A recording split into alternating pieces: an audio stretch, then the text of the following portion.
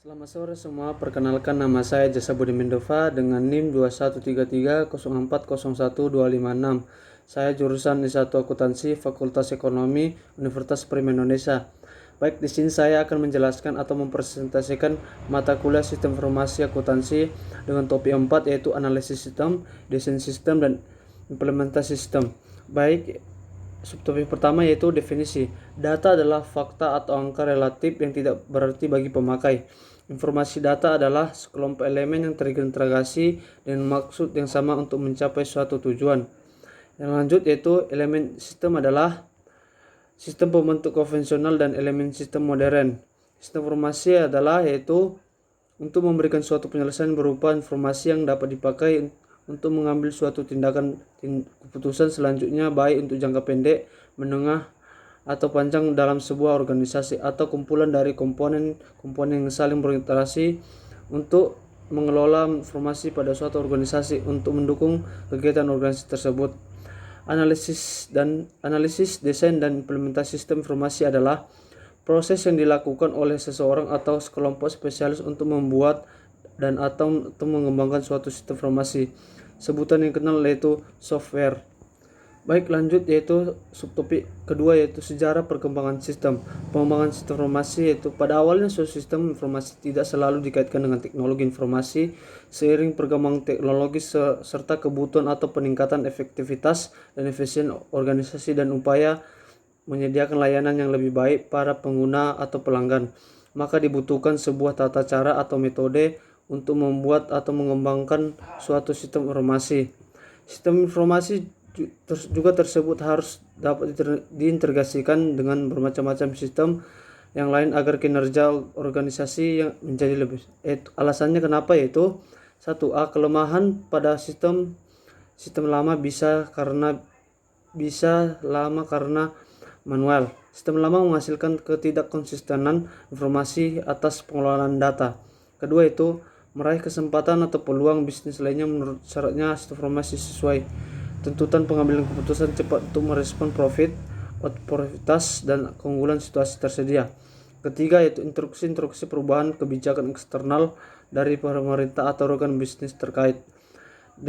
Dalam ukur garis bisnis, indikator-indikator yang menyebabkan sistem yang lama harus diperbaiki, ditingkatkan, bahkan diganti rugi seluruhnya adalah adanya 1. Keluhan dari pelanggan, 2. Pengiriman barang yang sering tertunda, ketiga yaitu pembayaran gaji yang terlambat, 4. Laporan yang tidak tepat atau waktu isi laporan yang sering salah, 5. Tanggung jawab yang tidak jelas, 6. Waktu kerja yang berlebihan, 7. Ketidakberesan kas, 8. Produktivitas tenaga kerja yang rendah, 9. Banyak pekerja yang menganggur, 10. Kegiatan tumpang tindih, 11. Tanggapan yang lambat terhadap konsumen, 12. Kesalahan manual yang tinggi. Lanjut, tujuan pengembangan sistem adalah untuk performance atau peningkatan terhadap kinerja sistem yang baru sehingga menjadi lebih efektif. Biasanya pengembangan sistem dilakukan apabila sistem yang lama sudah tidak bisa mengimbangi atau memadai kebutuhan ataupun perkembangan perusahaan, sehingga terdapat beberapa tentang definisi pengembangan sistem antara lain. 1 yaitu menyusun suatu sistem yang baru untuk menggantikan sistem yang lama secara keseluruhan atau memperbaiki sistem yang telah ada. Kedua, suatu proses pengaplikasian teknologi informasi untuk satu tujuan tertentu menyelesaikan suatu masalah. Ketiga, memilah suatu masalah yang besar kompleks menjadi beberapa bagian kecil yang dapat dikelola. Baik, selanjutnya yaitu subtopik ketiga yaitu tahapan pengembangan sistem. Secara umum, alur pengembangan suatu sistem informasi mempunyai beberapa tahapan. Tahapan pengembangan sistem sering disebut juga sebagai System Development Life Cycle atau SDLC. SDLC adalah metode tertua yang digunakan dalam pengembangan sistem informasi dan mendasari pengembangan metode-metode yang lebih baru. Metode-metode antaranya yaitu Rapid Application Development dan Troping. SDLC mencakup kebutuhan, validasi, pelatihan kepemilikan sebuah sistem informasi yang diperoleh melalui investigasi, analisis, desain, implementasi, dan perawatan software. Software yang dikembangkan berdasarkan SDLC akan menghasilkan sistem dengan kualitas yang tinggi, memenuhi harapan penggunanya, tepat dalam waktu biaya, bekerja dengan efektif dan efisien dalam infrastruktur teknologi informasi yang ada atau yang direncanakan, serta murah dalam perawatan dan pengembangan lebih lanjut. Selanjutnya itu sistem initiation. Sistem initiation yaitu perencanaan awal untuk sebuah proyek guna mendefinisikan lingkup tujuan, jadwal dan anggaran bisnis awal yang diperlukan untuk memecahkan masalah atau kesempatan yang dipresentasikan oleh proyek. Kedua yaitu sistem analisis adalah studi domain masalah bisnis untuk merekomendasikan perbaikan dan memspesifikasikan persyaratan dan prioritas bisnis untuk solusi. Selanjutnya yaitu desain. Sistem desain ialah yaitu spesifikasi atau konstruksi solusi yang teknis dan berbasis komputer untuk persyaratan bisnis yang diidentifikasikan dalam analisis sistem. Sistem implementation yaitu konstruksi, instalasi, pengujian dan pengiriman sistem ke dalam produksi atau operasi sehari-hari. Implementasi sistem menginstruksikan sistem informasi baru dan menempatkannya ke dalam operasi, selanjutnya dilaksanakan ke pengujian.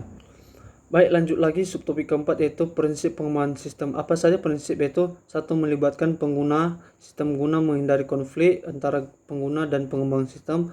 Maka dalam penciptaan solusi dan dengan teknologi yang menarik harus melibatkan pengguna sistem yang mengetahui masalah-masalah yang sebenarnya. Kedua yaitu menggunakan pendekatan pemecahan masalah secara klasik, mempelajari dan memahami masalah, konteks dan pengaruhnya, mendefinisikan persyaratan yang harus dipenuhi oleh semua solusi.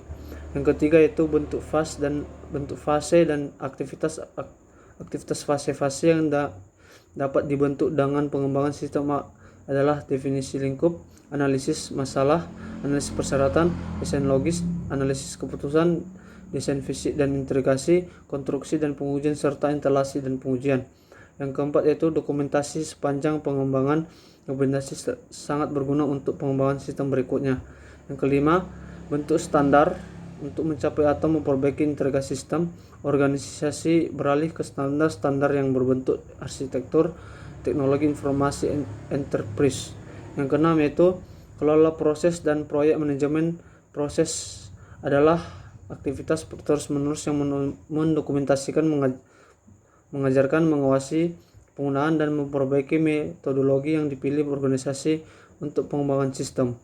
Yang ketujuh, sistem informasi sebagai investasi modal. Pengembangan suatu sistem tentu memerlukan modal yang besar, sehingga pengembangan sistem juga merupakan sebuah investasi perusahaan itu sendiri. Yang kedelapan, membatalkan atau mereferensikan lingkup. Pendekatan scrapping komitmen dapat dilakukan untuk mereferensikan lingkup, yaitu strategi tempat kepraktisan dan risiko dievaluasi ulang secara berkesinambungan melalui sebuah proyek. Kesembilan, membagi dan menaklukkan dalam analisis sistem.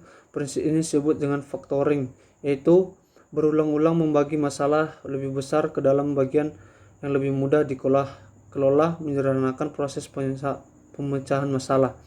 10. Mendesain sistem untuk pertumbuhan dan perubahan. Bisnis berubah menjadi waktu, kebutuhan berubah, prioritas juga berubah. Hal utama dalam pengembangan sistem yaitu apa saja? 1. Produk. Produk adalah produk yang harus dihasilkan pada setiap tahap pengembangan sistem informasi. Kedua, proses. Proses adalah proses pengembangan sistem. Proses ini meliputi tahapan mulai dari tahap feasibility sampai implementation. Lanjut subtopik kelima yaitu tim pengembangan sistem informasi. Apa saja? 1. Project leader yaitu penanggung jawab utama project pengembangan sistem informasi. Seseorang project leader harus mampu mengatur waktu dan sumber daya agar sistem informasi dapat diselesaikan dengan target yang telah ditetapkan. Kedua yaitu sistem analisis adalah orang yang bertugas untuk melakukan analisis terhadap kebutuhan user dan kebutuhan mendokumentasikan kebutuhan user tersebut dalam suatu dokumen teknis mudah dipahami oleh anggota tim pengembangan sistem informasi. Yang ketiga, sistem desainer adalah orang yang bertugas untuk mendesain sistem berdasarkan dokumen kebutuhan user. Keempat yaitu programmer, yaitu orang yang bertugas untuk mengimplementasikan desain tersebut menjadi kode program. Kelima, software quality assurance, yaitu orang yang bertugas untuk memastikan semua proses pengembangan sistem informasi berjalan dengan baik dan memastikan produk yang dihasilkan sesuai dengan harapan. Demikian penjelasan atau presentasi yang saya berikan di topik keempat. Ditunggu topik selanjutnya, topik topik kelima dengan judul Bagan Alir. Sekian dan terima kasih.